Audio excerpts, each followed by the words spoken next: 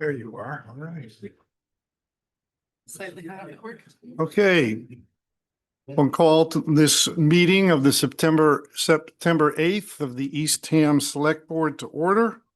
This meeting will be video recorded and broadcast over local channel 8 and through the town website at www.eastham-ma.gov.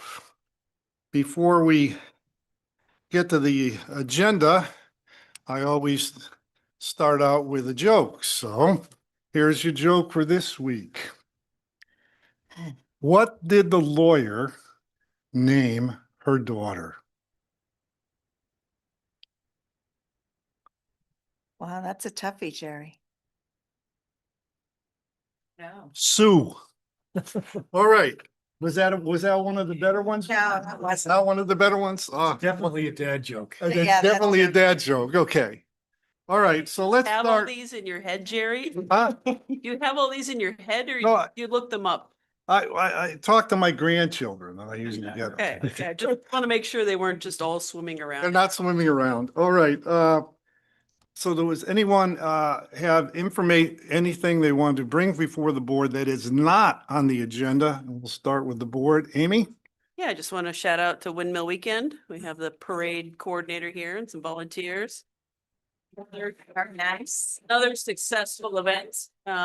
Little damp yesterday, but the parade went off before the heavy rain hit, and I think everybody had a good time. Everybody said it was the longest parade they can remember in a while. Yeah. We may have to start from Brackett again. Whatever.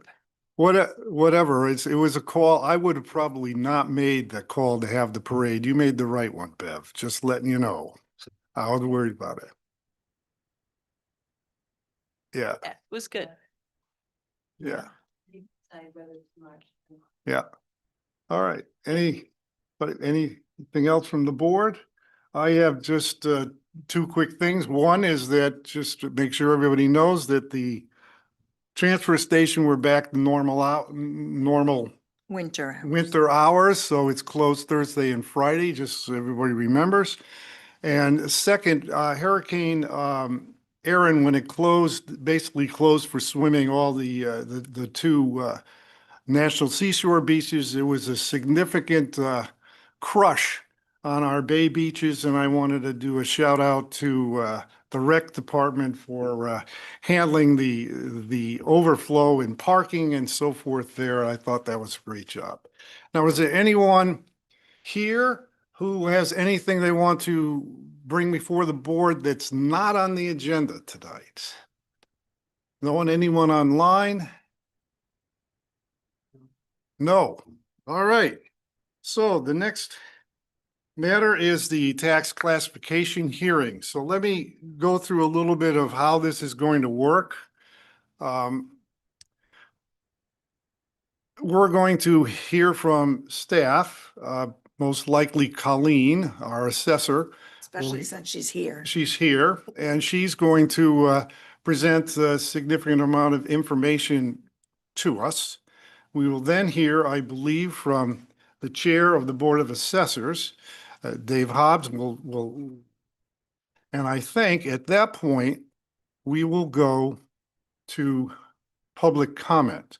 Now, let me explain what happens here. This is a hearing. It's not what's legally known as a public hearing.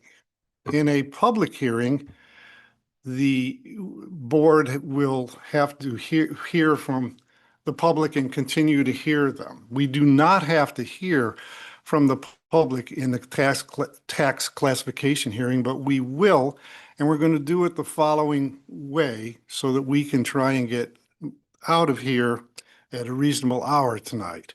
We are going to hear from 3 individuals who are in favor of the residential tax exemption and 3 individuals who are opposed to the residential tax exemption. Each will have 2 minutes to speak.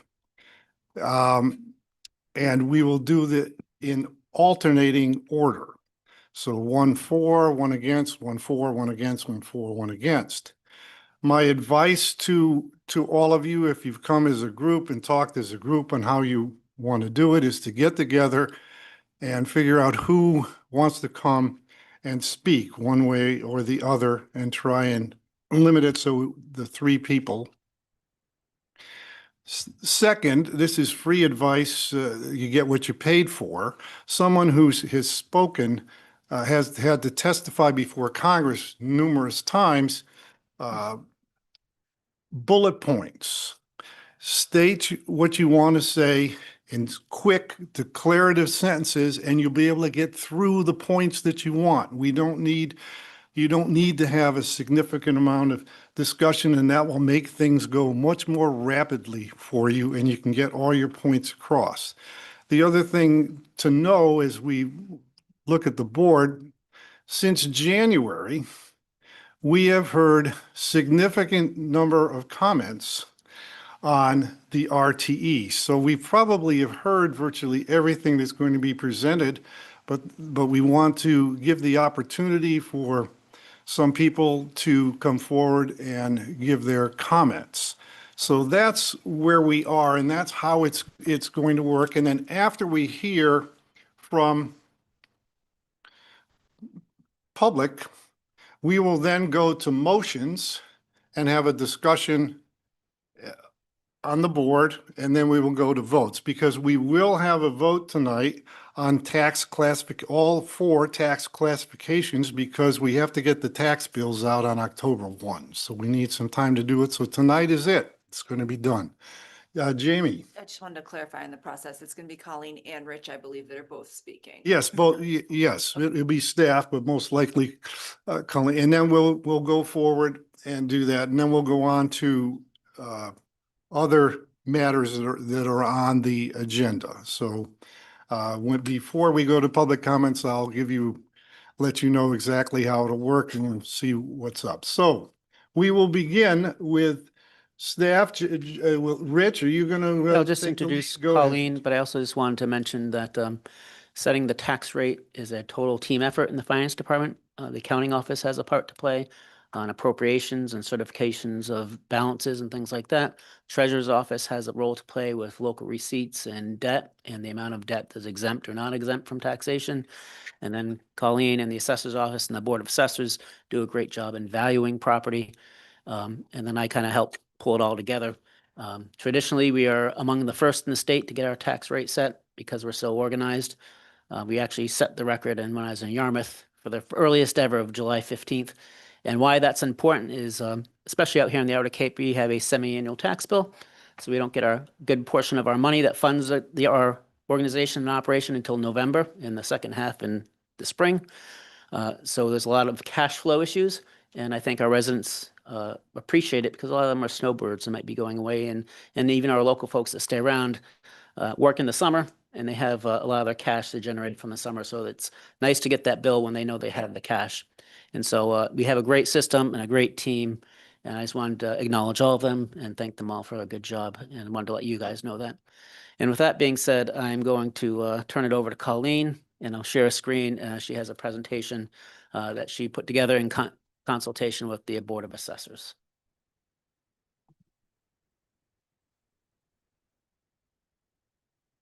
And thank you to the whole select board for having me here again tonight for our annual tax classification hearing. I also want to extend thanks to the supportive members in the audience. I have my chair from the Board of Assessors, as Rich mentioned, as well as my assistant assessor, Alex Peterson, in the back. And to the whole Board of Assessors for their support in all walks of assessing. So as you know, we have this annual meeting to vote on all the different options to set the tax rate annually. So I'm going to jump into all the options we'll be talking about tonight, and along with the updated data for the fiscal 26 year. So essentially, we task upon the select board to determine a residential factor to apply to the 5 classes of properties in Eastham, as well as 3 different options that need to be decided on. So we can move into the next slide, and those will go over the different options.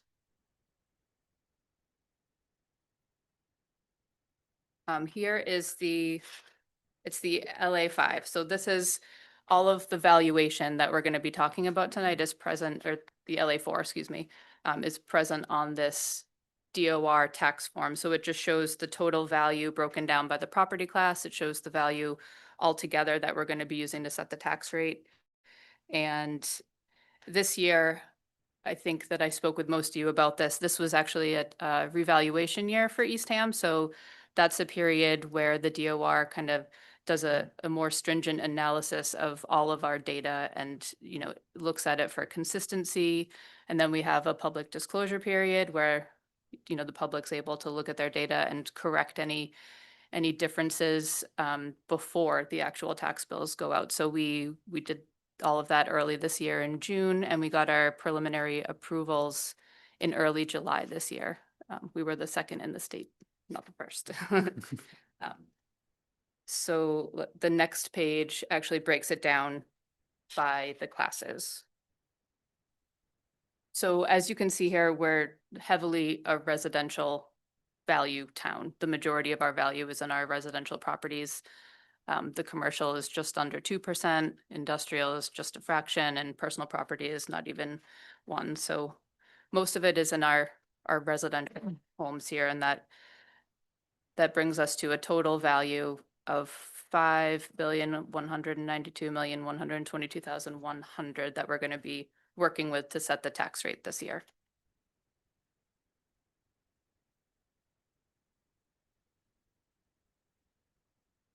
This here just kind of breaks it down a little bit more. It shows the previous year in comparison to fiscal 26 and shows you the increases by class.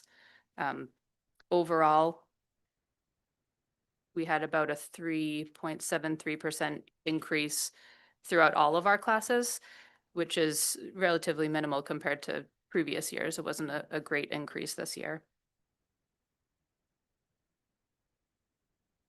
On this slide here, it's just a display of the tax rates and the valuations since fiscal 21 to just kind of demonstrate their inversely proportional relationship. You'll see when the values go up, the tax rate comes down.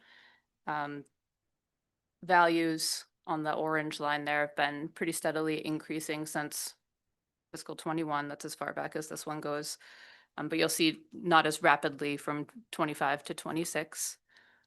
And that has the, that's the median single family home value, which will come into play in a lot of our slides tonight, of the 750, 458, and the proposed tax rate of 766.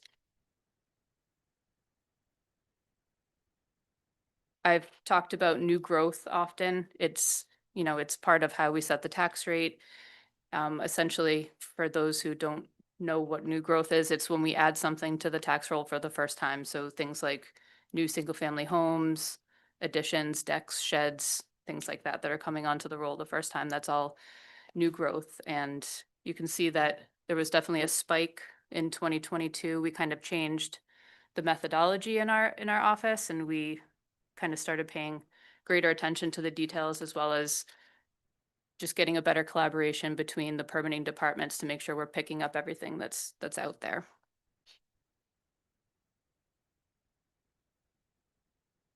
So here is just a simple display of how we set the tax rate. It's really a simple calculation. Seems complicated with all that we have to talk about that goes into it, but it's really just math at the end of the day. We take the total levy that needs to be raised and divide it by the total valuation. So that breaks down to 766 per thousand for fiscal 26 if nothing was changed to it. So with that being said, this slide here shows the impact that tax rate would have on taxpayers. It kind of goes over the past few years to show what the changes have been over time. I think noteworthy would be down at the bottom. We're going to focus on the median single family home value and that burden, because that comes into play in a lot of our future slides. And you'll see the burden between fiscal 2025's tax of $5,618. There's an estimated $131 increase of the estimated fiscal 26 median burden of $5,749. So that's a number that also, that 131, that's going to come into play a few times in future slides, so we can keep that in mind here. So here is the first option that we're tasked with discussing tonight, the residential factor. The long and short of the residential factor, it's a shift of the tax burden off of the residential class onto the commercial, industrial, manufacturing classes. You saw on a previous slide that our residential properties make up the majority of the valuation, so Eastham doesn't really have the base to support this type of shift, so it's always recommended, and then historically, we've always gone with a factor of 1. That just means that there's not a split tax rate, it's just one tax rate across the board.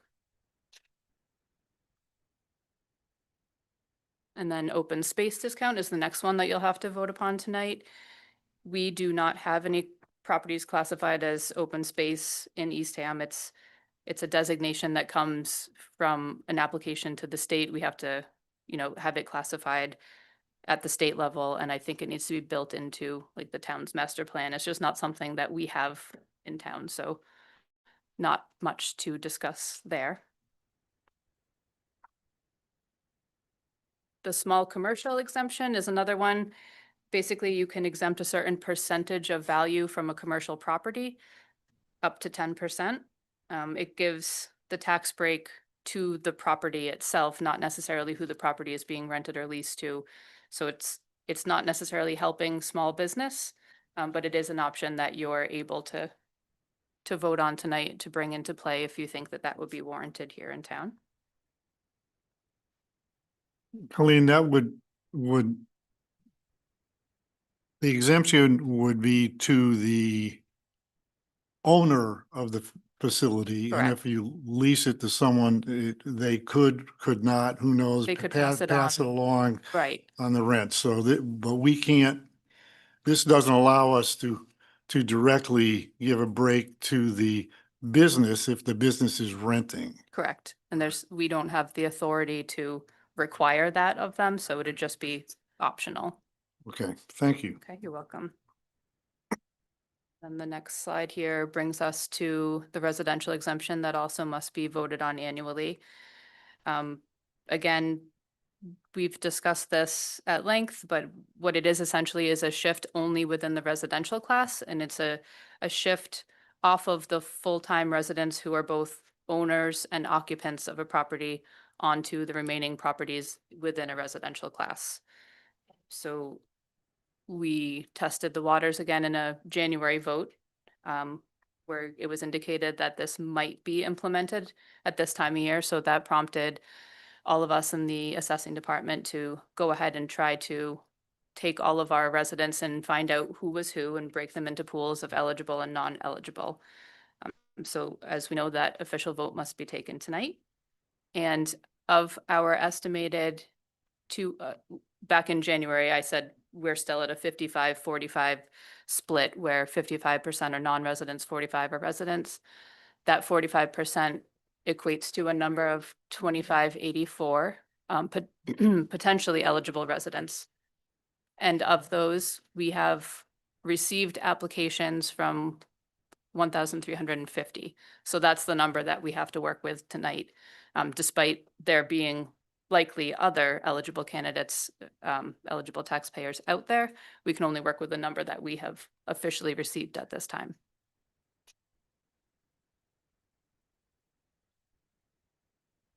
So this is just a statement of the final statements from the Board of Assessors. They took a vote on what to recommend to the Select Board tonight. And they essentially voted to recommend a residential factor of 1, so not to shift the tax, split the tax rate, to not adopt a small commercial exemption, not adopt an open space discount, and to recommend a residential exemption at a rate of 3%. And I'd also add, Mr. Chairman, the Finance Committee did meet last Thursday, which I'll go over in a bit, but they also have a recommendation.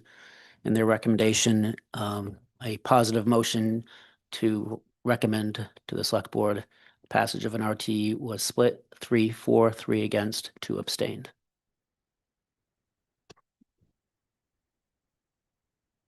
Right. So we can rest on this slide for a little while. I know that we're gonna, before voting, we're gonna move into a few different segments here. I just wanted to mention that we do have additional data showing what the different percentages would look like, and we're happy to show you that at any time, either now or after. Well, my thoughts were we can look at and have a vote for eventually on adopting an RTE or not. And we don't have to, if we don't, we don't have to go through all those. We don't have to hear Rich go through all those numbers. So, so I thought we would do that in two separate steps. Are there any questions for Colleen or Rich on what came in? Jamie? No? Oh, no one? Hey, Well, Amy? I think I will have some once we move further down the line and start talking more about percentages and things like that. Right. Oh, yes, yes. Did we want to take care of those first three, like the motion one?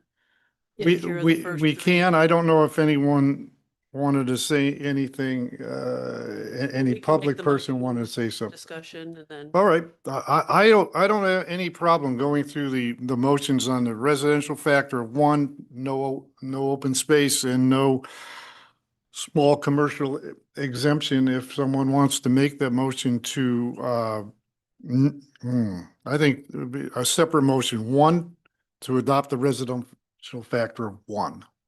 Anyone? Moved. So moved. Second, is there any further discussion? Okay, we'll go for a vote. All in favor? Aye. Opposed? 5-0. Okay, now a motion, we can put the next two together to not have an open space discount and not grant the small commercial exemption. So moved. Second. Any discussion on this? Do you want it in the affirmative and then we vote no? Oh, do I want the motion in the affirmative and the vote no? It's not necessary. I don't think we need to do that. So all in favor of not granting these? Good question, Say Susan. aye.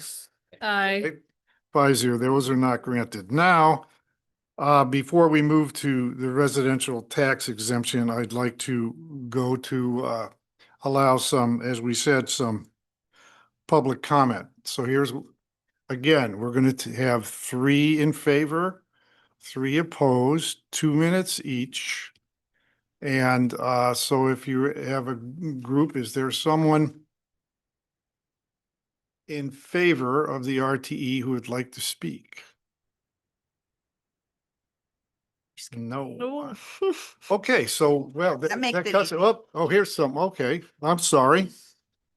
No, hold on. They were drawing Now, straws. Here's how, no, come right up. Here's how I'm gonna do it to make sure everybody gets a fair shot.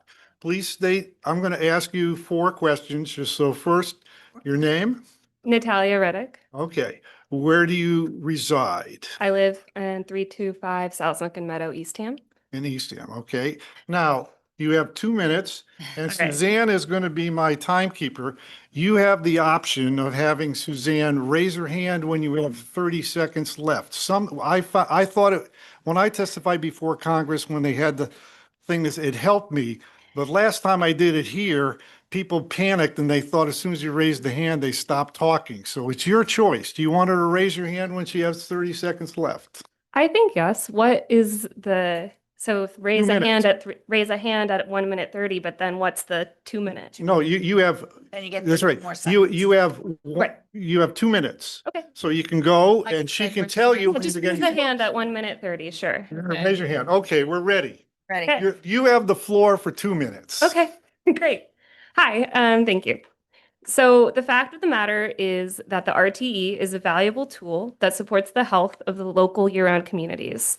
It's neither newfangled or revolutionary. It's been around since 1979 and it's been adopted in many cities and towns across Massachusetts, including Boston, Brookline, Cambridge, Malden, Truro, Barnstable, and Wellfleet. Yes, it shifts the tax burden away from lower valued property owners towards higher valued property owners and vacation home owners. And in doing so, it provides a tangible breath of relief to local homeowners who need it, many of whom are the same people running the restaurants, healthcare facilities, grocery stores, and town facilities that vacation home owners enjoy and benefit from year-round while visiting here, including fire and crime response that their seasonal property still benefits from in the off-season. I strongly support for the Select Board to vote to adopt an RTE, and I suggest they consider adopting percentage higher than 3%. If we're putting in the effort, a higher percentage would allow for more meaningful relief for our community members. At a 3% RTE, we're providing the average year-round owner maybe $150 and only increasing the burden on seasonal properties about $50, which $150 is enough to be able to get a new AC unit or maybe buy a child the school supplies they need, so that's important. But we also have neighboring communities utilizing the RTE at percentages of 20 to 35%, which can save the local year-round homeowner real money that can help defray the cost of unexpected living expenses and allow them to stay in their homes. I applaud that the Select Board is moving towards adopting the RTE, and I urge them to continue to have the best interests of this community's constituents at heart by utilizing the tools that are available to their maximum benefit. Thank you. Thank you. Thank you very much. You made it under two. So is there someone who, I know someone who is asked, speaking as Mr. Gardner? So I'm going to ask the same questions to you. Please state your name.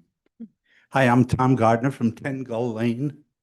Okay. Denise, all right. Now, would you like Suzanne to raise her Sure. hand to you? All right. But I think I've got an abbreviated version for it. All right. You have the floor for 2 minutes. Thank you, Jerry.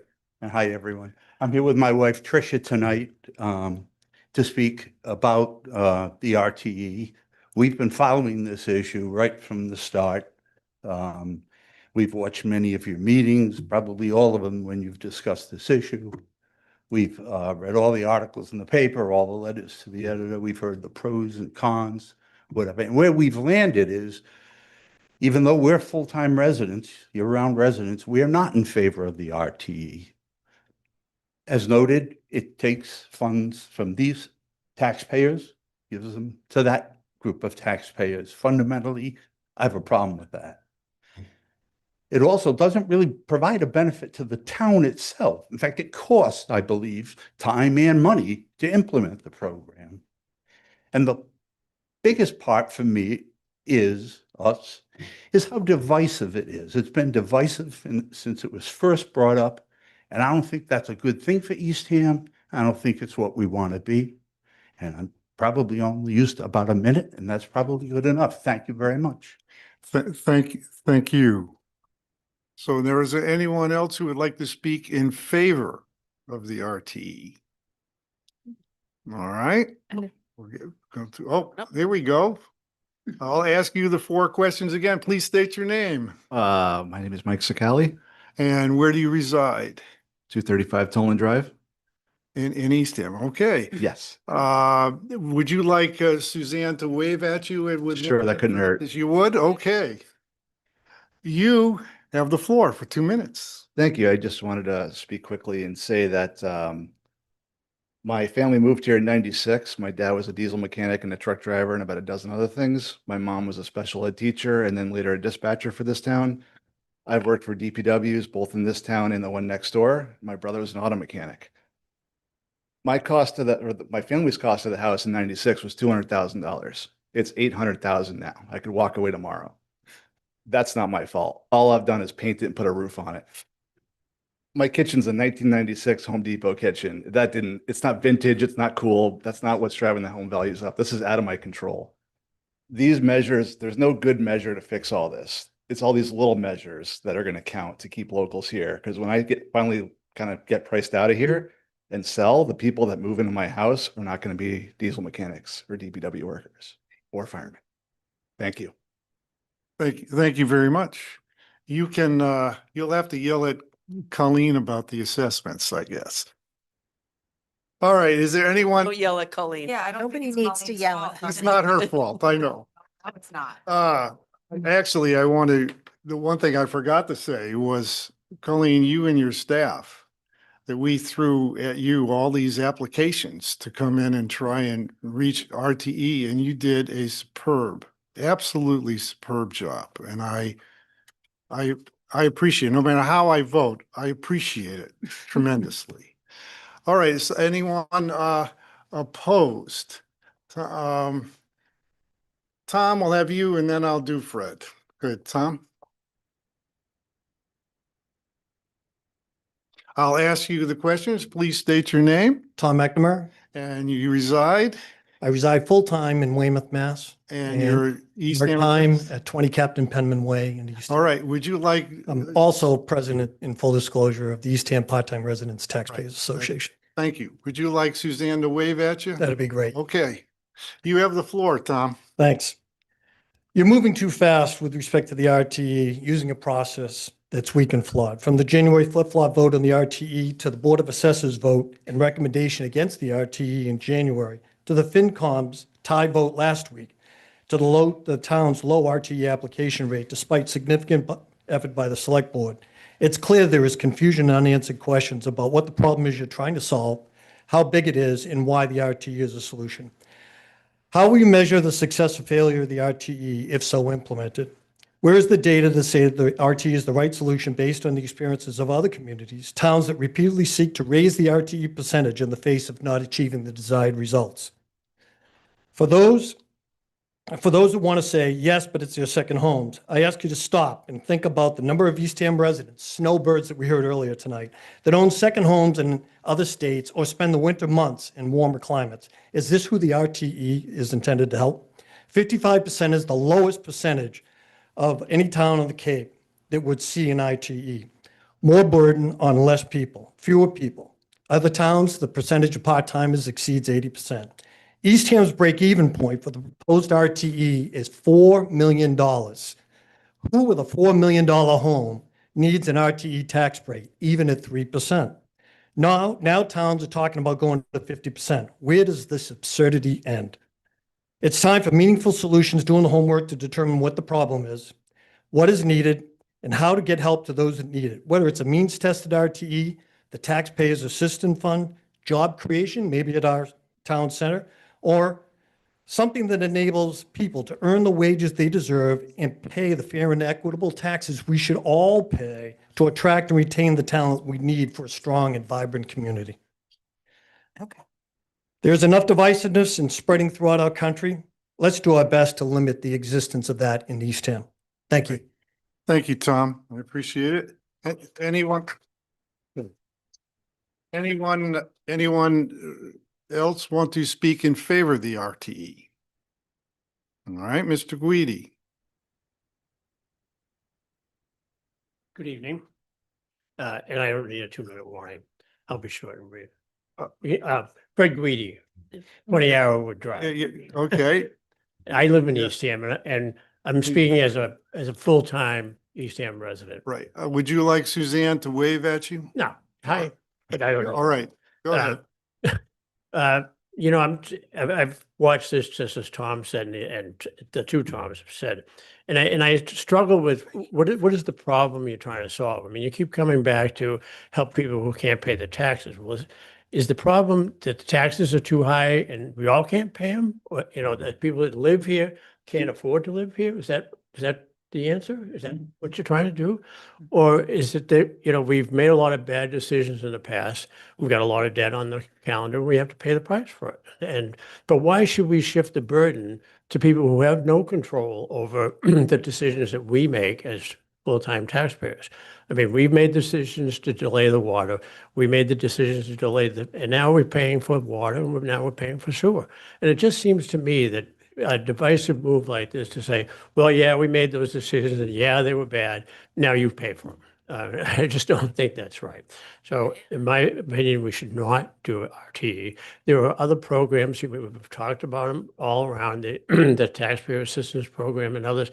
And the people who need relief will get much more money out of those programs than any of this RTE until you get way up in the higher percentage, which I'm sure that's where you're trying to go with this, but it's going to take years for you to accumulate up to that point. I just don't know. It's not the right solution. Thank you. Thank you very much, Fred. All right. Was the person in favor who wanted to speak? Oh, I'm sorry. Did I miss? I asked and I didn't see one. Is there anyone who's in favor who wanted to speak that I missed? Please come up. I apologize. I didn't see your hand up.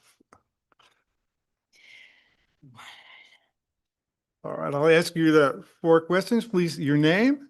Jonathan Georges, Okay, and where do you reside, Jonathan? 45 Kier Drive.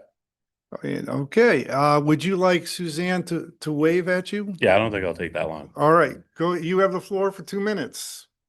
So it's interesting that at the end of the day, everyone who lives here and everyone throughout the country has seen prices of everything increase. Everybody's property values have gone up. I know for us, when I went and purchased a piece of property up in Northern Maine, I hear the same thing there that we've been hearing. People are moving, people have more money than your average diesel mechanics, and people have to sell and people can't afford to buy. They have to buy somewhere else, drive longer to their jobs. It's the same thing.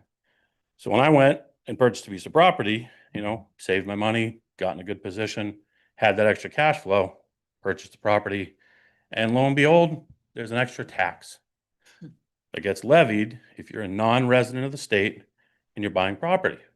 Now, I get it. I've lived it here. My family's lived it here. My friends have lived it here. And I hear from them, they say the same thing. They're drowning. It's changing. And that tax helps offset some of that. So I get it. So I didn't complain. I didn't try and find a way to weasel out of it. I get what's happening. It doesn't take a lot of common sense to see what's happening. And all you have to do is talk to the people who grew up here. They'll tell you. So anything that helps them, this has been done in so many other places. There's no snake oil here. If it helps, let's do it. Let's get it done. Thank you. Thank you very much. All right. First thing I want to say to all of you is thank you. You just make me proud to be in Eastham, very polite. Thank you very much for your comments. And I forgot to ask the chair of the Board of Assessors if he wanted to add something after Colleen spoke. So David, please, you can go up to either spot, and I apologize for skipping you, David. Dave Hobbs, 190 Sparrowhawk Lane. I'm the chair of the Board of Assessors. And I really, what I want to say is that Colleen and Alex have spent an enormous amount of time on this, gone out of their way, have been patient, as well as several of the select board have actually spent a lot of time helping people fill out the applications. And I commend all of you for that. It's not an easy thing. And at this moment, we don't even know whether all of those efforts are actually going to come to fruition or not.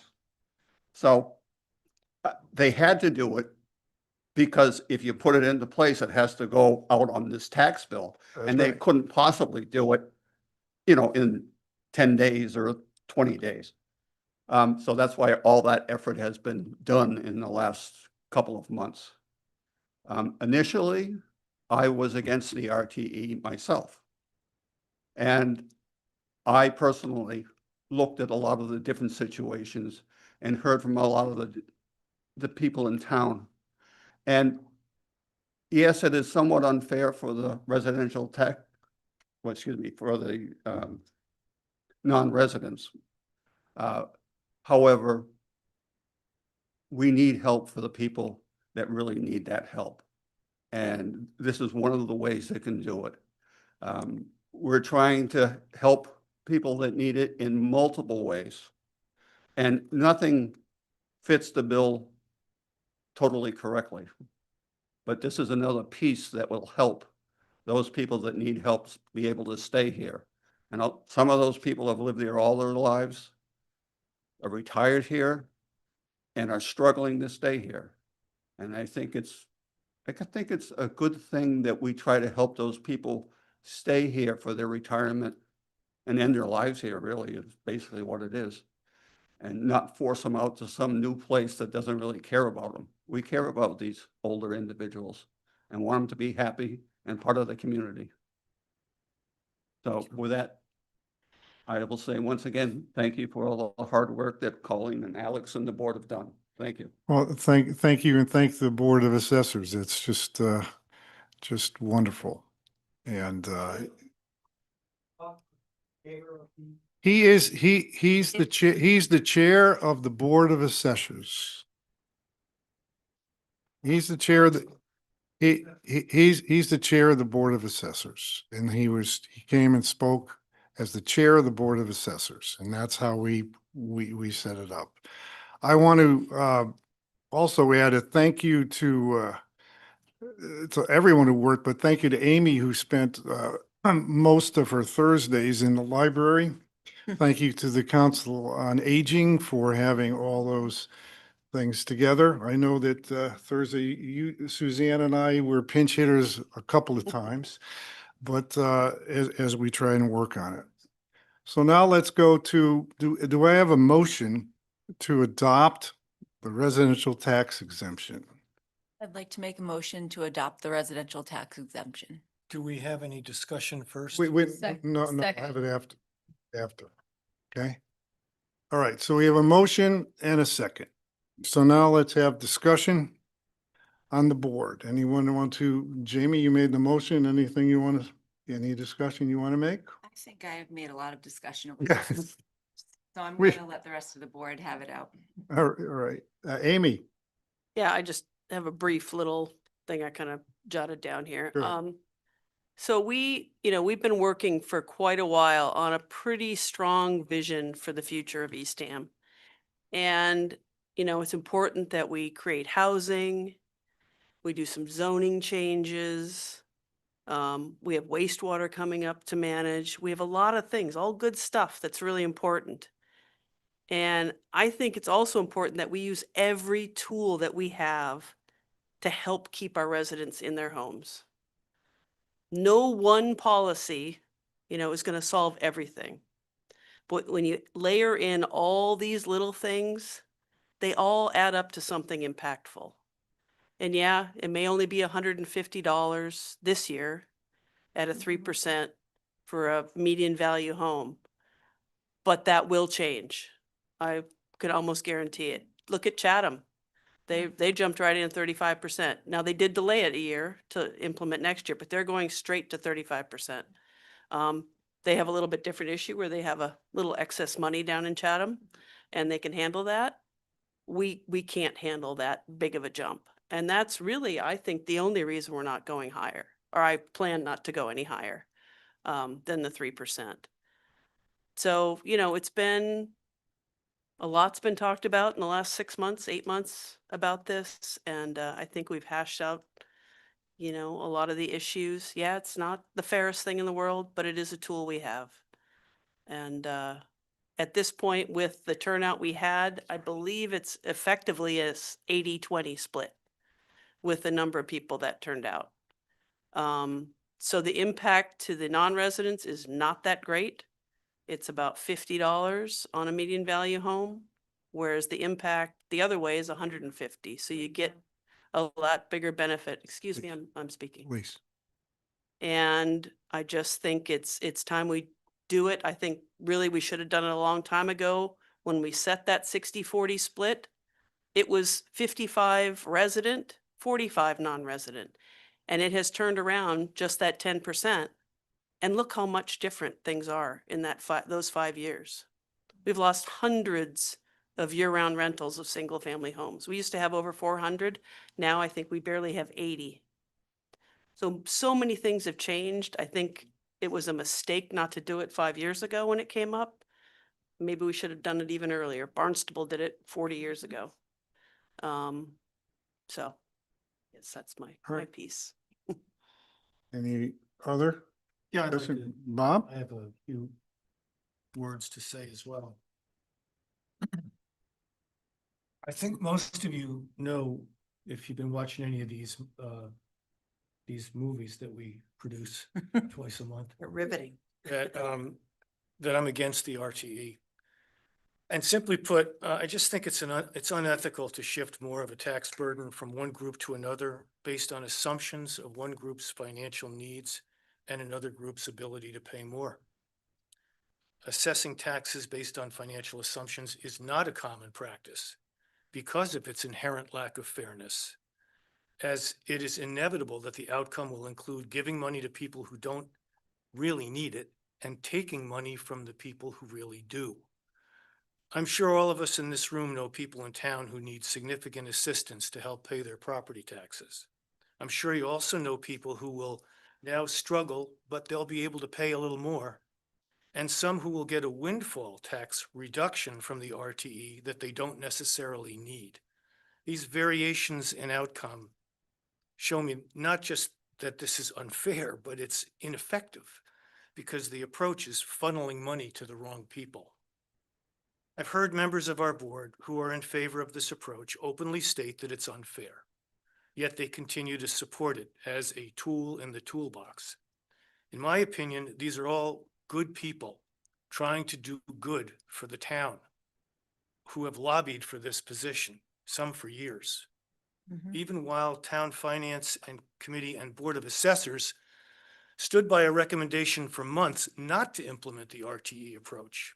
And now, given the leanings of the board, are recommending a very low RTE percentage to minimize the negative impacts of this policy on our town. And we're already feeling the negative impacts in the form of divisiveness that it causes with neighbor against neighbor, not what Eastham is all about to me. So you have to wonder why anyone who thinks about the needs of our entire community would support this type of policy. Again, plain and simple, I believe it's because the RTE is now a law in the books that has been used by other surrounding towns, so there's some momentum behind the thinking that we might as well use it too, as it will help some people in town. Yes, it will help some struggling people, but as I mentioned, it will be a windfall for all full-timers not in real need, which reduces the money to those truly in need, all at the expense of others through tax increases. Kind of a blunt force trauma to policymaking, not unlike the kind of stuff we hear coming from Washington today, the end justifying the means. The irony of all this is that we've implemented a mechanism for helping struggling taxpayers that doesn't increase taxes for others and doesn't redirect money to people who don't really need it. It's called the Community Fund. It took several years to implement through the state legislature. One major difference with this mechanism is in the application process, which requires a means test. This could easily be implemented with an income checking process that leaves only a yes or no approval on the application with no dollar amounts kept on file. That should eliminate any concerns a resident might have about disclosing this information. So what we have amounts to be a more equitable and effective alternative to the RTE. It's an innovative approach with no losers, only winners. This is the lever we should be pulling to help our taxpayers in need, not the RTE. Hey, Bob, thank you. Anybody else? Okay, as with Jamie, I've said my piece often, so my only thing is that the RTE for me significantly violates my personal ethics to have me help someone in need, but give myself a tax break and make my neighbor pay. So that's where I'm at, and I've remained opposed to the RTE. And I think I'm sad today, in part, because of the divisiveness. And my hope is, after we vote today, that we all get together and try and see what we can do to try and help this wonderful town and try and avoid and not focus on the divisiveness. And that's where I'm at. Anything else? Suzanne? Can I ask for a point of clarification Yes. based off of a comment? Just, it was stated that the break-even point was $4 million, and we're going to get to it when Later. possibly Rich goes over it.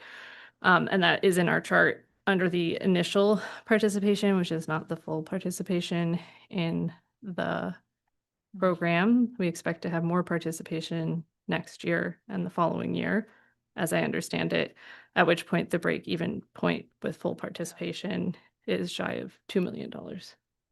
Is that correct, Rich? And we'll go over this again when we get to it. I Yes. just wanted to clarify that Yep. the break-even point isn't going to be. Right, more people involved. Yeah. Changed. All right, anything else? So we'll go to the vote. The motion is to adopt for fiscal year 26 the residential tax exemption. We're not talking about percentage here, just to adopt implementation of the RTE. All those in favor? Aye. Opposed with nay? Nay. The motion passes 3-2. All right, the next is what percent do we do for the RTE? It is a percentage off the average house value that comes off of every residence or every resident who's applied tax, so that whatever percentage we do changes the tax rates, et cetera. So Rich, we will turn to you, or is it Colleen will do this? I'm not, I'll go through it with help from go Colleen. ahead. This is in your packet that we put together, showing the impacts of the RTE at various valuations and at different percentages. There's a summary here, which I'll go through the summary, but I'm just going to reference real quick. There's a lot of detail here, which I'm not going to go through in extreme detail. This one has a specific question. But what each of these, if the audience or wants to look through the packet, or someone watching from home, this is available on our website. And each percentage being presented has the details as if there were full participation of what we expected, the 2584 potential 45% residents, versus the second page being where we actually are with 1,000, I see. 1,350 at 3%, our initial participation, which represents a little bit more. I think it's like 52 or 53% of what we anticipated. So this shows the details of each of those calculations, but they're all summarized in this one pager up front. And you can see we put together, based on what we're hearing from the board over the last 6 months, a consideration of a 5 or 10% RTE. But in the intervening time, we also did completed, every year we do this, but we completed recently our 5-year financial projection. And just for a frame of reference, if anybody is interested in that, a summary of that is at the very end of that package that's submitted. And we just discussed it with our finance committee last Thursday, so you're welcome to watch that video to see that discussion. And the finance committee delves into this because this informs their planning and the recommendations for this year and many years to come. You don't want to make a decision in a vacuum that's impactful a year or two down the road as well. So it's an important tool for us to use. And I guess what I'll point out here before I get started on the RTE summary is this first column here representing this fiscal year tax rate being set. And you can see the next several fiscal years. We are anticipating FY27, this budget that's coming up this year that we'll be working on in the next few months. A pretty substantial increase of $453 to the median median valued property taxpayer. So based on that, one of the things we did was contemplating not only the 5 and 10%, but what's a more strategic long-term approach to utilizing the tool of the RTE. And so I want to find roughly the break-even, the point that the RTE could be implemented at that would provide benefit that would offset this year's increase. And so the 3% more or less was it. Nothing's perfect. But what you see here in this summary chart is that at a 3% with the full participation, the RTE provides a resident with $116 of benefit at a cost of $74 to the non-resident at 3%. However, we're not at full participation. We are where we are with the 1,350. So what will be going out in the tax bills, if approved at 3%, would be a $150 benefit to the median valued taxpayer at a cost of $38 to non-residents. As mentioned before, the break even is at $4 million, roughly. If it was at full participation, it would be at $1,950,000. And at 3%, that calculates up to $252,000 of levy to shift, as opposed to the $483 if everybody were participating and receiving that benefit. And in all cases, at 3%, that represents a $24,332 reduction in value for which the tax rate is applied against. So with all that being said, I'm going to start focusing now just on the initial participation because that's what we're really talking about. Instead of $7.69, and I'm off a couple cents to Colleen's, we're looking at a tax rate roughly of $7.74. It's a little bit of a different tax rate. But one of the contemplations in this recommendation of 3% is the amount of money we've set aside to provide for abatements. So if you go to look at that middle row here of amount of levy to shift of $252,000, we do anticipate that after the bills go out, there will be people that realize that they could have taken advantage of this but didn't, and they'll come in after the fact. And when they do, we're obligated to provide them with the RTE. And since it's after the fact that the tax bills go out, we can't account for that. So the only mechanism we have is to provide them an abatement. And so the exposure to us financially on that is the difference between the full participation. If everybody came out and asked above the 1,350, if everybody else up to the 2,584 came out and wanted their abatement, we would be at risk for the difference between 483, 805, and the 252, which amounts to $231,000, which is that you see that abatement potential about 2/3 of the way down here. Of course, as everyone knows, we've provided for $200,000 of additional abatements this year for the implementation year, which means we have about $31,000 at risk, but not everybody's going to come out. And I'm considering this essentially a break even financially for where we are with what we've provided versus what our exposure is. So you compare that to a 5%, and I guess I'll start at the top under initial participation, that would provide a benefit to a resident of $251 approximately at a cost of $64 to a non-resident. However, it does give us some risk of to our overlay account where we'd be paying abatements out of $385,000. We've provided for $200,000, so we're at risk of about $185,000.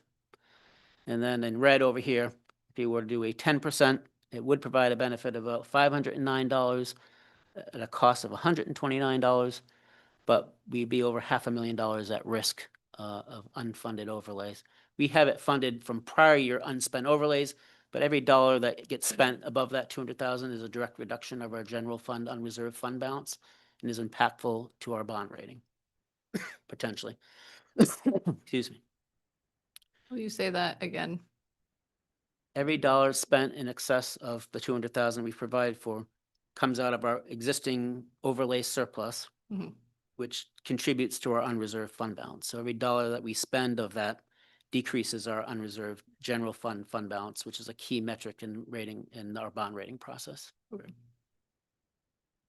So the other element of this, which I discussed with the Finance Committee and with the Board of Assessors both last Thursday. As you can see under the yellow line here, with no RTE, the increase in tax is $131 for the median valued home across the board.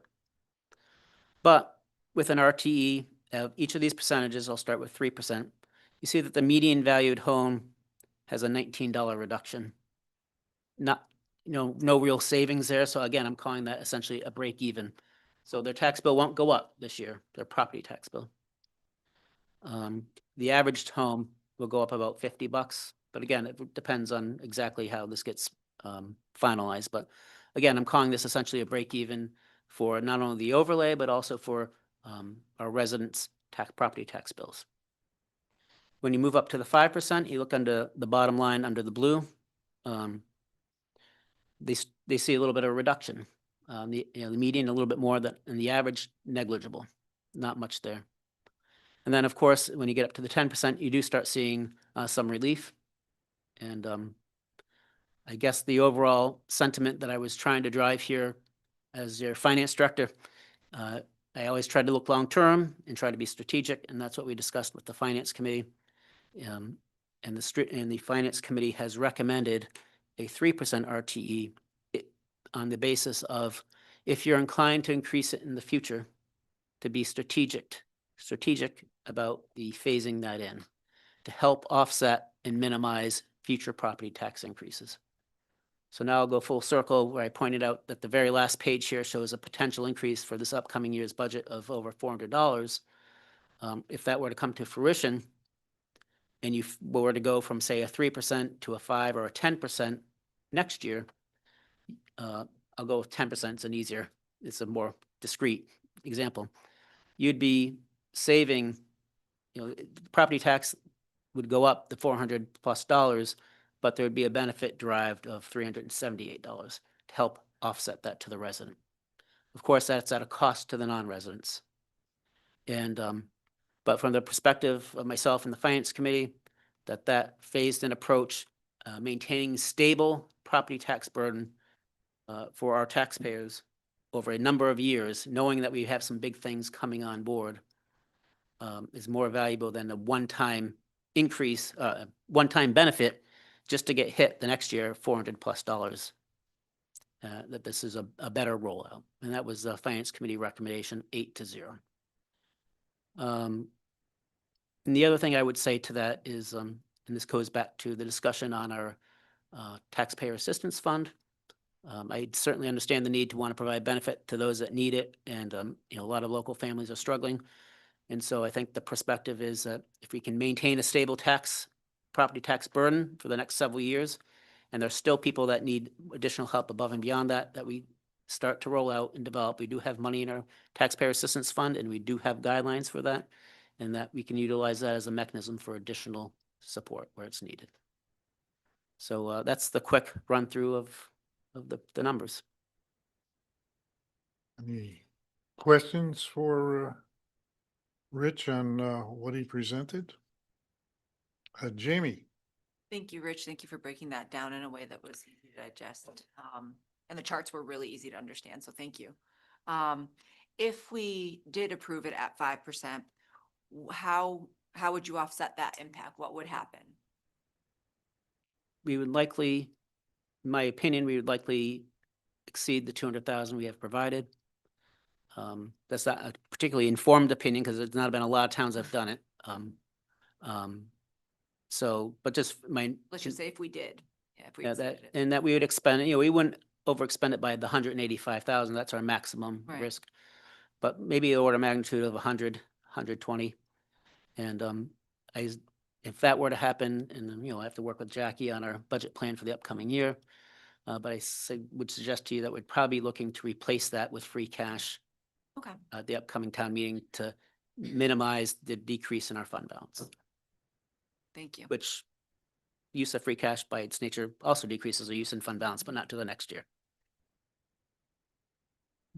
Do we know what our free cash is for this coming Not year? yet. This year? Not yet? Okay.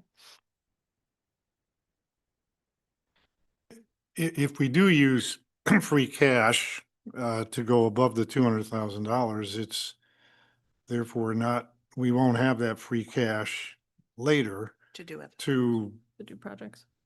capital or any other issue that we might use it for. Right, so as you know, our free cash substantially goes to fund our capital plan, which is significant, but it's also been used to fund above and beyond what's needed for the capital plan, priority goals of the select board and the community, like housing. Right. So last town meeting was $250,000 of free cash put towards housing. So And this impacts that. we would not have, there's no free lunch. If we use the free cash for this, so we don't have it for something else the next year. Okay. I appreciate that. Thank you. That helps me understand, in using free cash, a lot of what we do as a board or, especially your recommendations, Rich, on the best application of free cash for the benefit of the residents of town. So that helps me keep that in mind when thinking about what percentage. Thank you. So, Jackie, I had a quick question. Yes. It just came to me. You should never ask a question that you don't know the answer to, but whatever. Rich, if we don't spend the 200,000, does that roll over into free cash or does that stay in the overlay account? Well, we never put it into the overlay. It was Okay. voted as a separate article at town meeting, so we have it positioned in our books as an article. And the general rule with articles is you keep it available until it's no longer needed. If it's not needed, it closes back out to free cash, or we could suggest it to town meeting as a funding source for something else. Okay. So if it's not used, we could use it for something else, like housing or the taxpayer assistance fund. Because we still could get people to apply. yeah, I think we're really having this discussion because 48% of the residential properties didn't apply for it. If everyone applied, we wouldn't have to worry about the abatement. And so everybody understands that I think the individuals have until April of 2026 to apply. Am I right on that? Yeah, April 1st of 2026. April 1st, okay. I didn't know, April Fool's Day, very good. So that individuals can, we're gonna receive our October bill and pay in November, and people who haven't applied for the RTE will pay the higher bill and know, oh, gee, I could have had less and apply, and then we have to, since they paid too much, we will have to give them money back. And that's what that's what the abatement is. That's how it works. So we just didn't get enough people to sign up, I guess. I think we Yeah. did great. Did you, Really good. And all things considered with other towns too. It's There a are new bits of program things. and it was being released over the summer when everybody's working. We recently, will you just remind me? You said, somebody said that the town sent out something in the mail. Mhm. Yeah. And I was just wondering, could you? Twice. Twice? Twice? Yeah, they sent, Sent out in April, In the April. first one, and then they sent in July another one to anyone who they thought qualified, who that hadn't might who applied. hadn't, qualify. who And it hadn't was a separate, responded. it was its own mailer? Yes, it was postcard. Postcard, The second yes. time. Yeah, I thought so. Okay. Right. So it's, Just yeah. check. So every resident received the first mailing, and those residents who had not already applied received the postcard in July. And there was an increase, the postcard worked, Worked. right? I Yeah. mean, Yes. you got a jump. You had people knocking on your door. As did the deadline, Yeah. As the the Friday before the Yeah. Labor Well, Day weekend, the line apparently was to the door. Yeah, So well, it happens. That's what people wait, and this is what we have. Now, do I have Jerry, can I just? any add more one other- questions? Go ahead, Amy. I know, the assessing office did several not information sessions, but they were on site to help people with applications at the library, the COA. Works- And I know you have at least 2 more scheduled at the COA in the next month. So we're not stopping, trying to get No. people to apply. So that money could then Right. get gobbled up fairly quickly once the tax bills start coming out and like you said, people see that amount. Right, we're not stopping, and therefore, yeah, that 200,000. So I think the next thing is so we Bob? Just a quick comment. I think that if we look at the count of, applicants by March 31st, that may really be a telltale sign as to how well the town is accepting this, because it's all from full-time residents, and it might give us some guidance as to what to do with the percentage It has to be- next year. Right, as we look at it, there's no, None of us Thi- have a thi- crystal you're ball. right, we don't have a crystal ball, and what we vote tonight and say, oh, we will do, maybe we'll do this next year is not binding. Right. Similar to, we had as Amy alluded to, the select board in the past looked at holding RTE until we go 60-40, and we're not at 60-40 and change. So we can't bind the next select board, even if some of us will still be on it. You can't bind it. So what I think what we want to do now is I would like a motion. And Colleen has a motion to adopt certain sub percentage for the RT amount for FY '26. So if someone wants to make a motion and what I said, such and such amount, make an amount, do so. Amy, All right, I move we adopt a 3% amount for the RTE for FY '26. do I have a second? Second. All right, now discussion. Jamie, No, I personally am strongly advocating for going in at 5%. I think that at this point, our residents have waited a long time to see this coming around, and I want it to be impactful. Not that I think that 5% is impactful. If there's other discussion, I Okay. just needed to leave the room, or I can keep talking. Just keep no, talking. Joe. no, this is So I'd like to discussion see here. Go something ahead. that's impactful for our residents. And I do believe with the option to look at free cash, the board has done that in the past for other programs. And I would personally have no issue to look at free cash as an option to help fund the rest of the RTE. Thank you. Amy, I'm going to disagree with you, only in that I think Rich's point that next year we're going to see a fairly decent increase in the budget with new contracts going out, things like that.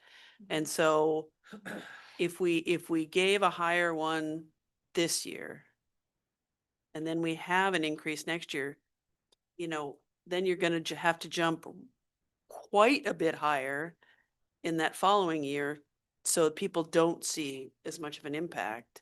And I doubt we may have 75% right. of the people. I don't think we'll still have 100%. It takes most towns 2 or 3 years before they reach full.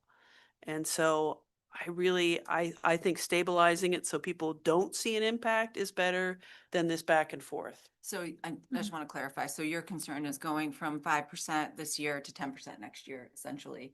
Like You what probably that have to means? go to 15, maybe next year. Okay. Like this year, if we did the 3, maybe depending on how it looks with the budget, maybe you jump to 10% next year, Mhm.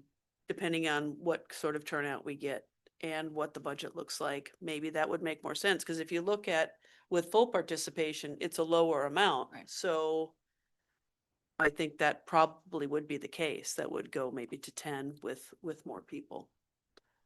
Bob, Which is exactly what I meant when I said by March 31st, when we have a count of people, we should know how that would impact the percentage next year, which is strategic thinking.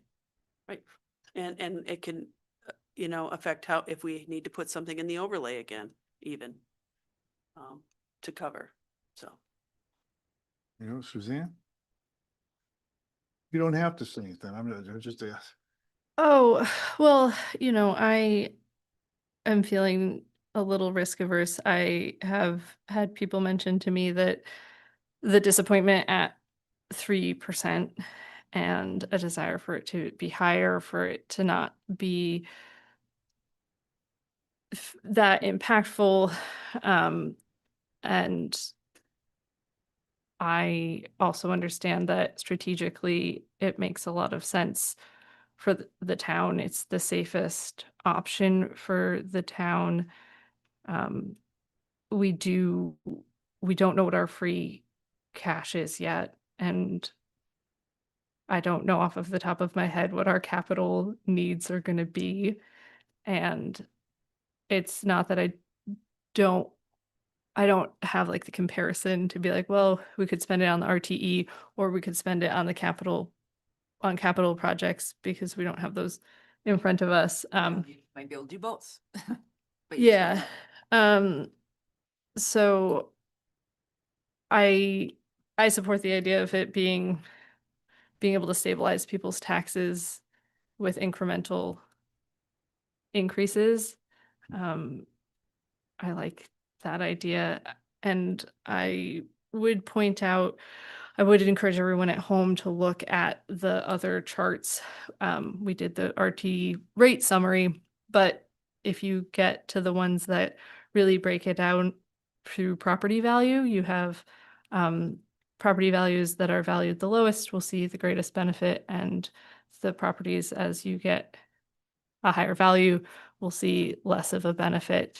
And I think that speaks toward to like, if your house isn't worth a lot of money, possibly you also don't have a lot of money. So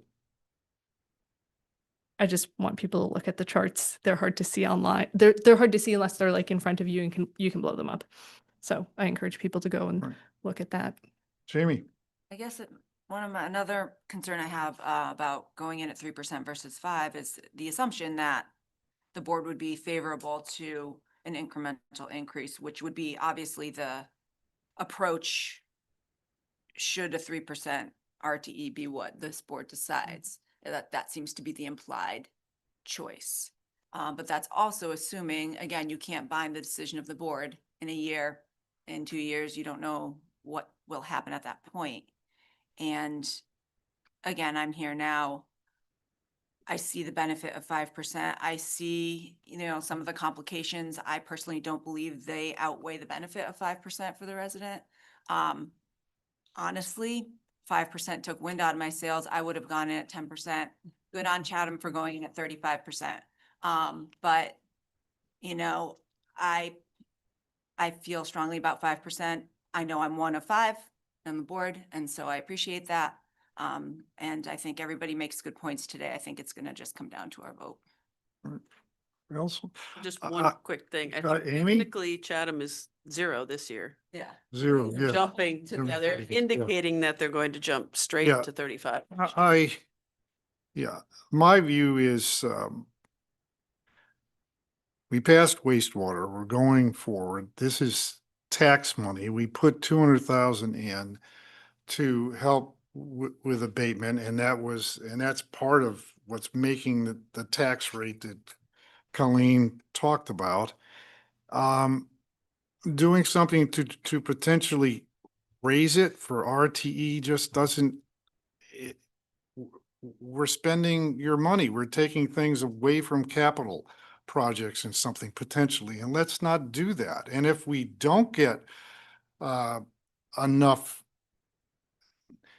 if the percentage of residents applying, it goes from 52 to something significantly less than 100%, this money that was the abatement that we wouldn't use goes back into capital. It goes back into free cash, or no, it's a separate article, but we can use it the next year for abatement. We can reduce what we have to put in 2027 for the tax rate. I mean, I look at this as this is everybody's tax money. It includes residents and part-time residents. It's all our tax money. And if we go high and with the percentage and we go over the $200,000 in abatement, we're just looking at raising taxes for everybody across the board again. Let's see where this is and where it comes out. I think Rich and finance people and the finance committee and the board of assessors looking at 3% thought correctly. Let's hold the taxes down right here and have it started. This is a start. The percentage down. This is a percentage start. I don't know where it's going to end up. I mean, I'm not in favor of RTE, but I'm in favor of 3% here.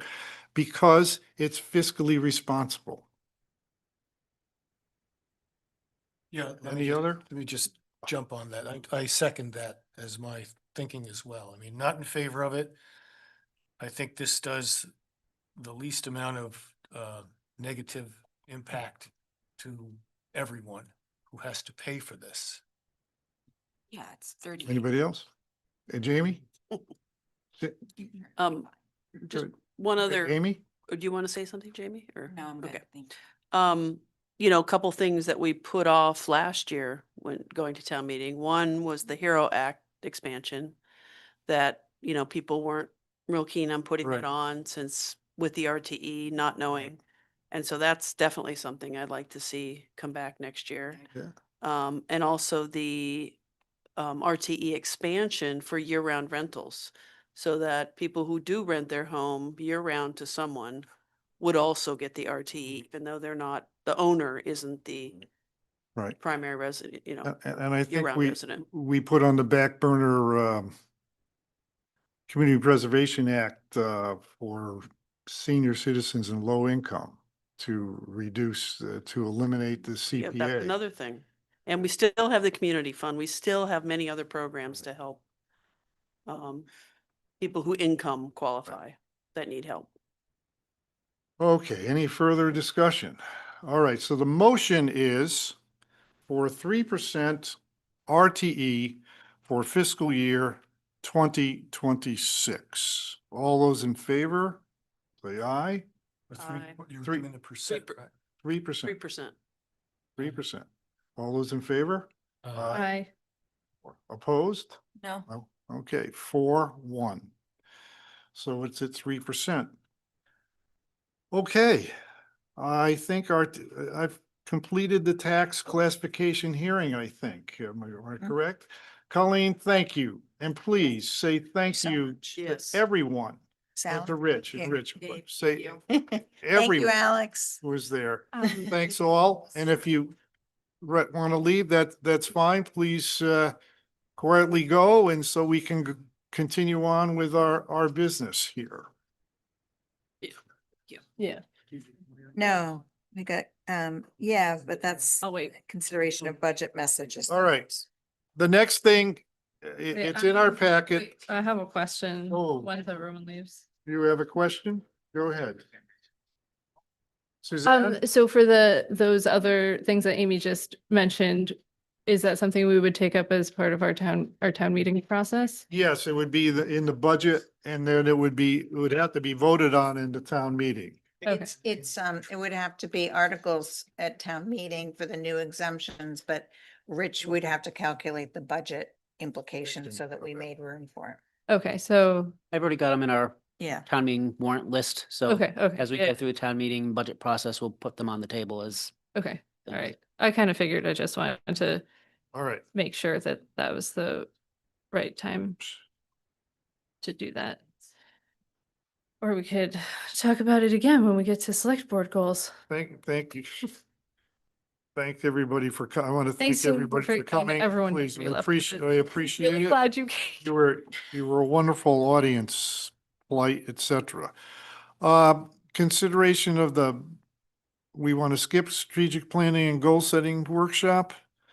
I think we're not ready on strategic plan, and we've had in the package some things and goals. The only thing I would add on the goals, we have to have a new town manager. That's, I think the number one goal of That's a- this that's a good year goal. is So to hire a new consider town that in manager. the Yes, we'll work. consider that one. And so we do have goal setting, and the strategic planning committee is going to present the plan to you at our next meeting. So all of these are going to be rolled over to next meeting. So just be thinking of your goals. Right, okay. On to the next, consideration of a budget message. I think we have a budget, boy, my Policy statement. not speaking straight here.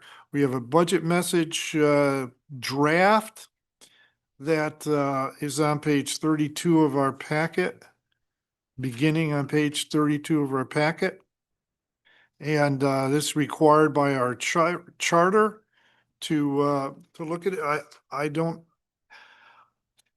It's on the agenda so we can discuss it. If anyone has any issues with it or wants anything changed, and we could, if you want to vote on it, tonight. So anybody looked at this? Go ahead, Suzanne. I think that was you. In our agenda setting, Rich, you gave Jerry and I a really succinct review, Summary. a summary of this message, and I thought it was useful because you explained the difference between our two options. Well, you got a lot of options, but That you gave to the budget message is a similar message as it's been for the last 4 or 5 years at least, which is a proposed level service budget, Yes. meaning that we provide the same level of services that we have in the prior year, no staff reductions, no cuts in programs. So whatever the cost of maintaining that is what we're trying to achieve, as opposed to a level funded budget, which is the amount of dollars don't change and you've got to fit whatever you're doing within that, which is also an approach. And there's other approaches, but I guess the only other thing I would add before Bob has this question was, I did add in, I forget exactly where it is, I don't have it in front of me, but we add, we always add in that we maintain our, in accordance with our financial management policies, which we're reviewing with our annual review with the Finance Committee next meeting. And we also added in there that we have to start making provisions for the wastewater enterprise fund. So. I have a question. Yes, The Bob. the level services is a, so that's kind of the goal, the context of what we tell everybody in every department when they're setting their financial needs for the upcoming year. That's right. And then we look, I'm assuming, this is really a question. And then we look at the things that we need that are new and different and so forth. So how often do we then go back and remove some of the things that were existing services in order to try to not just keep pushing the tax rate higher? Well, I think, maybe Jackie can speak to it, but Jackie. Well, I would disagree with the way that was phrased. I think we don't push to get the tax rate higher. We push on new services and new. Well, we set our first goal of keeping the services that the community has come to rely on and that they Right. love. Right. And then in the case of adding police officers or adding firemen or adding other things, yes, then we add that. And usually, Bob, that is a separate vote of the communities. We don't just add it in because we don't have the It's an article capacity. typically. Yeah. Yeah, so. So, but yeah, you're right. That's exactly how we do it. And if you would like to, during the budget process, one of the things that your budget message does is set that bar. If you want them to start eliminating things, then we need to know that now because now is when we're starting a budget. So it would be very important to the message. Well, I was just trying to figure out how often that happens. Well, I just submit that Yeah. I think it happens all the time. That's what I I figured. think it starts at the department level. Our department heads are pretty good about what's working and what's not working. If something needs to change, either adding or subtracting, as the case may be. And I think Jackie does it through our one-on-ones, and I do it with Jackie throughout the budget Mhm. process. And certainly when we get to the end and we're doing our presentations to the Finance Committee, because the Finance Committee meets weekly, meets with every department. So I'm sure it's on the lines of the Finance Committee. And one of the things I think we do that I think is strong is we just don't have line items with an amount. So when one of the technical sounding names in an accounting system is professional and technical services. What the heck's that mean? And why do you need $50,000? Well, we go down and I make every department highlight exactly why we need $50,000. Well, maybe we have a taser lease and that's $22,000. And you got all these other, copier leases. You got things that are in place. And so at the end of it, you get to the end and you got, it adds up to $47,000. Other things are going to happen. So the bottom line is we've got a provision for additional professional technical $3,000. So that's the first place you go if you're looking to cut provisions for something that may or may not happen. And you really don't, best thing you have there is the 3-year history of actuals that we also put in the budget. So if you have a history of never spending that $3,000, never been over $1,000, then maybe we could cut that down. But that's really getting nitpicky at that point. The big ticket items are we decided several years ago that we wanted our police officers to have a taser, so we had to put in a taser program. Yeah, that gives me a good feel of how it works. Yeah. And I think the other thing we look at in the budget process, and I think staff is particularly good at, Bob, is looking for opportunities. So for instance, if they know they're going to need to add staff and there's some kind of incentive grant that will help us pay for new staff for the first few years, they will say, we need new staff and there's this opportunity. And that way, yes, are we bringing on that cost? Absolutely. But at least they've found something and they will do that. They will try and find, now I don't know what those opportunities might be for this year, but that's an example. But I also think it's good every once in a while to ask yourself, are there services that you want to eliminate? And certainly before you've been on the board, but we have eliminated services. We did at the beginning of my tenure eliminate some services and some of them were fine and some of them were a bit controversial. But, we've made up for them in other ways we privatized a service basically in one area that. We did that also, well, we publicized one this year, Yeah, the cemetery. Exactly. So, But I get what you're saying. yeah. Yeah, some of them, for example, Bob, the easy one is the transfer station. It closes earlier than it did when I first started.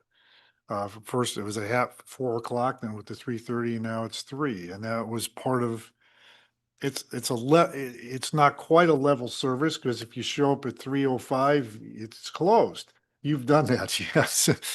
But it's closed. So those kinds of things are done. And I think that when when the budget comes through, we ask those kinds of questions on certain programs and look at them. Now, look, there are things that are that we've looked at that are good, like the residential taxpayer assistance fund, looking at expanding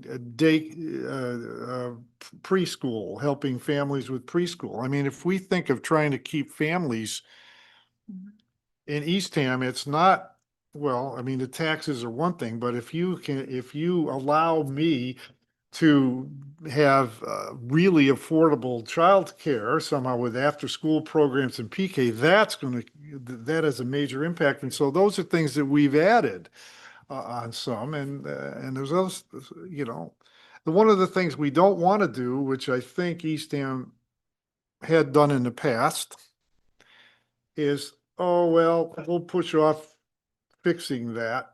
And we'll push it off and push it off and push it off and we saw how much it cost to fix town hall because they hadn't done anything in 20, maybe it's not 20 years, but they hadn't done it Since 1995. since 95. So, that's, 30 years. So those are things that we, let's avoid trying to cut those, but that's what Eastham has done in the past. What was it? Kick the can down the road kind of. The rental certificates. We charged $75 for 15 years. Right. Whereas other towns were incrementally raising them. We have to do the jump. And we had to do the jump to catch up, basically. So it's better to spread And stuff out. people didn't, and we heard about it. And that's another hearing that's important, the fee hearing It in the middle really of the is. budget Right. season we don't want to get ahead. We don't want to get behind. We kind of want to find that sweet spot for fees. That all makes sense. I'm just trying to figure out, we don't come in and say, we want to hold taxes to zero or anything. We look at the services, we look at Right. what it's going to cost. We look at the programs that we think are important to add. We may find some things to subtract. That's what this policy, that's what this mission statement Says, yeah. is telling me. And Okay. it doesn't mean that, if in the middle of the year something happens like COVID, I mean, we did make budget cuts and we Sure. did freeze some things. And I think that is much better than both Rich and I have worked in towns where the goal was to cut the budget. We're going to cut the budget across the board 5%. And it's just painful because, you can't make gas cost less. You can't make salaries go down automatically just because you want to. And, I say to myself all the time, I want to cut my own budget, but it's very difficult to do. We I- had Fixed I- expenses. 2008, when I was first on the board, was the financial crash. Oh, Yeah. yeah. And so we did 0% increases for town staff for 3 years in a row. Oh, But we renegotiated every year for 3 years. Rather than lay people off, they took 0 to keep their jobs. And Yeah. then those who held on, then, yeah, I mean, and it beats losing your job. So Yeah. No, I Right. appreciate that. I'd like Right. to add one service back in. Get our docks back into Great Pond and get some Oh. lifeguards out Oh, there, yeah. Yeah. yeah, well, whatever. Well, we love you that. could find them, Get it, yeah. hire them. All right, Do we need, Aren't and, jobs and as- you know, we Alright. could ask the question, do we need a lifeguard or do we just need a monitor to make sure the kids don't get crazy out on that You have dock? to be a certified life. I know. there's, yeah, I sadly, the lawyers will. I know, I'm tell just you. saying. Yes, you know, like it's a awful lawyers. suit, okay? Yeah, you name her Sue, yeah.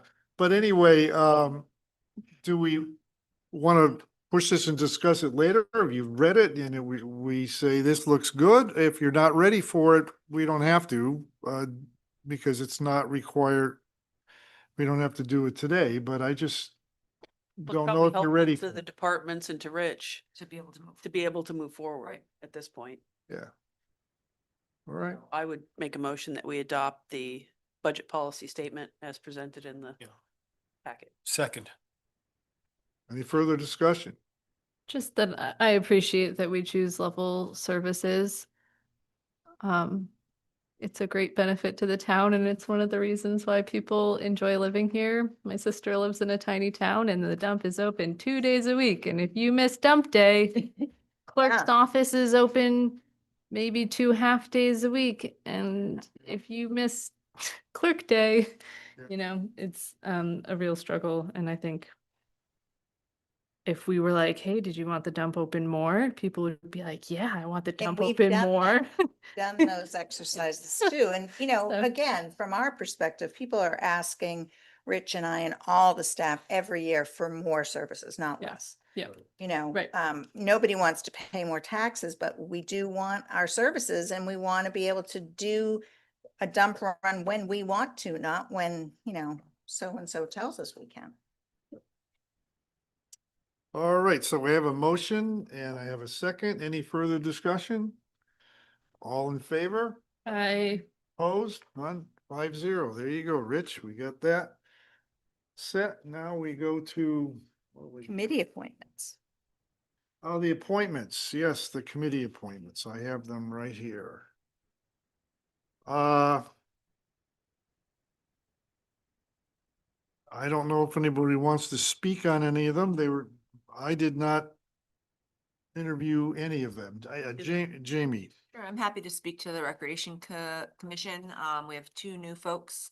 And unfortunately, Gergana is gonna be moving, and so she has to step away from her position. She actually moved today. Yeah, it was today the day. Yeah, she's still doing a lot of great work with the town. And so it is sad to see her go, but the 2 folks that we have coming in were absolutely fantastic, and everybody's excited to see them join. Good.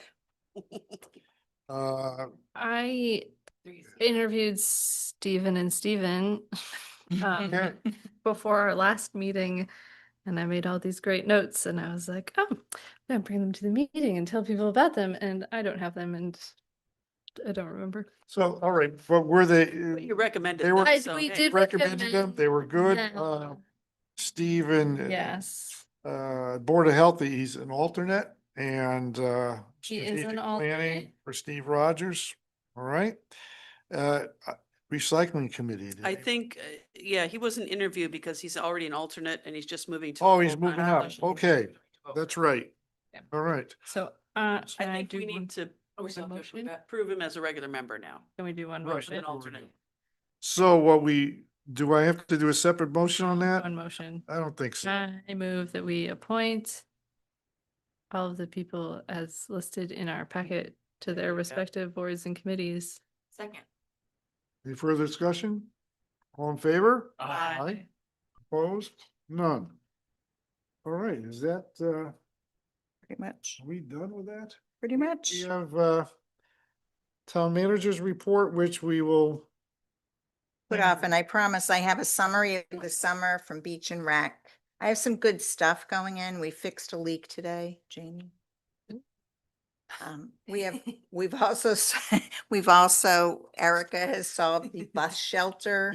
Yes. Oh, issue, did you? So we we have a site visit planned for bus shelters, so that's See, our awesome. reporter's very interested. Yes. Head nodding, But head he- nodding. Right to We're his, gonna right to its put a computer. plaque on it for the independent once we get the bus.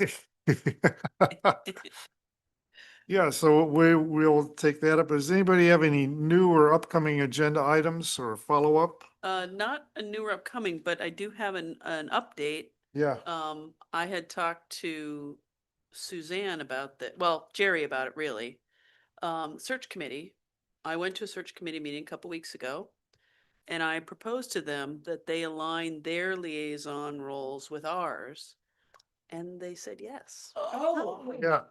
I just They will found be- my list and I put it on my fridge and I was like, I'm gonna remember. So they will be contacting, you'll be assigned one person only that will communicate with you for all your, Oh, that's Well, great. And we're what, gonna try it. They're they're willing gonna, to try it. try it. And with if there's a current search going on, it's gonna stay as is and not shift, I think. They're not gonna shift Right, individuals in the middle of something. in the middle of obviously. something and then, but Yep. new ones starting to try and match with what the board They are has. patient crew. I appreciate Yeah. it. Thank no, you they do so a lot of much.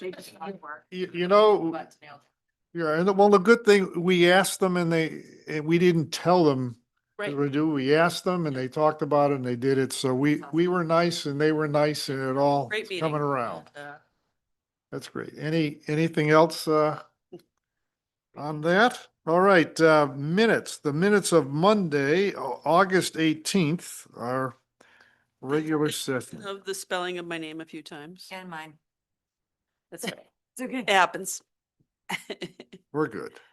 It's the AIMEE is the correct, not the AMY. And then It's okay. Is if you- Jamie is, oh, sorry. Go ahead. That's, no, if you dictate it, I know it does the AMY usually. so. Oh, And Jamie is JAMIE. Yeah, it goes, It's okay. it goes straight in. Yeah, we'll get it. Jamais. Anything other than correcting the spelling of names? No, content was great. Yeah, sounds. Content was great. Okay, do I have a motion to approve with those adjustments? So moved. Second? Second. All right, Bob. Any further discussion? All in favor? Hi. Opposed? None? That passes. And I think, do we have any new business? Well, then, do I have a motion to adjourn? Yes. I'll make a motion to adjourn. Second. Second from Suzanne. Discussion? All in favor? Aye. Hi. Opposed? None. I want to personally thank all of you. This could